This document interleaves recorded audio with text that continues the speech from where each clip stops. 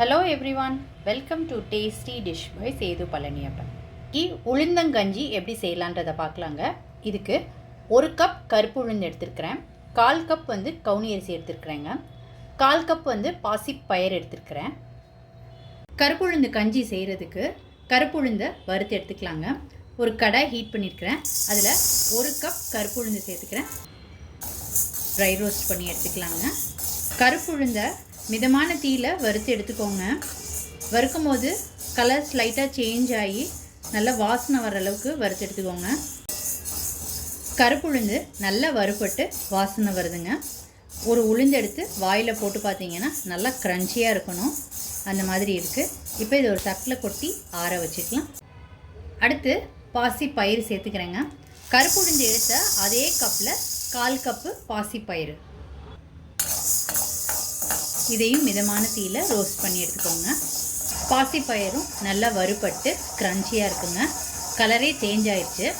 இப்போ தட்டில் கொட்டி ஆற வச்சுக்கலாம். அடுத்து உளுந்து எடுத்த அதே கப்பில் 1/4 கப்பு கவுனி அரிசி சேர்த்துக்கிறேங்க.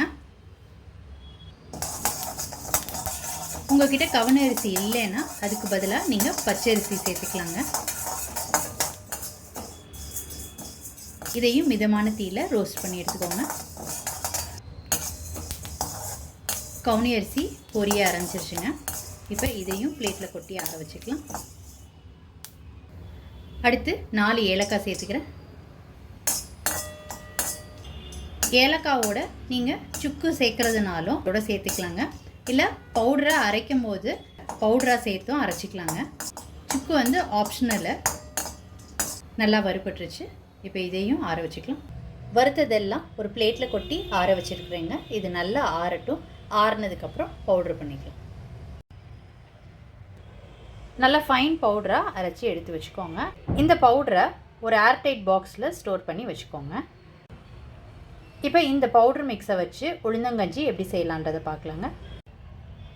உளுந்தங்கஞ்சி செய்கிறதுக்கு அரைச்ச மாவில் 1 குழிக்கரண்டி மாவு எடுத்துக்கிட்டு இருக்கேங்க. இதில் 2 டம்ளர் தண்ணி சேர்த்து கரைச்சிக்கலாம்.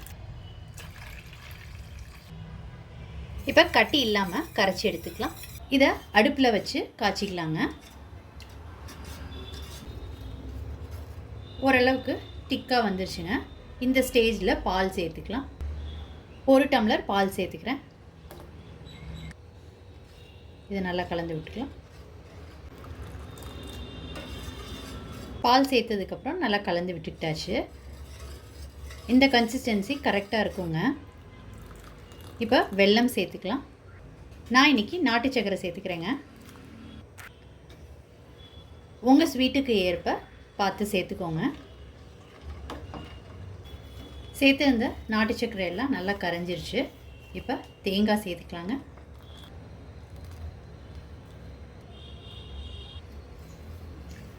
ஒரு தடவை கலந்து விட்டுட்டு இறக்கிடலாங்க. கருப்பு உளுந்தில் செஞ்ச உளுந்தங்கஞ்சி ரொம்ப சூப்பராக ரெடி ஆகிடுச்சுங்க. நீங்கள் இந்த ரெசிபி கண்டிப்பாக ட்ரை பண்ணி பாருங்கள். ட்ரை பண்ணிவிட்டு உங்களோட கமெண்ட்ஸை சொல்லுங்கள். உங்களுக்கு இந்த ரெசிபி பிடிச்சிருந்துச்சுன்னா லைக் அண்ட் ஷேர் பண்ணுங்கள். உங்கள் ஃபேமிலி அண்ட் ஃப்ரெண்ட்ஸ்க்கு. Tasty dish by Sethu Palaniappan சேனலை சப்ஸ்கிரைப் பண்ணுங்கள். நோட்டிஃபிகேஷன் பெல்லை கிளிக் பண்ணுங்கள் for more videos. Thanks for வாட்சிங்.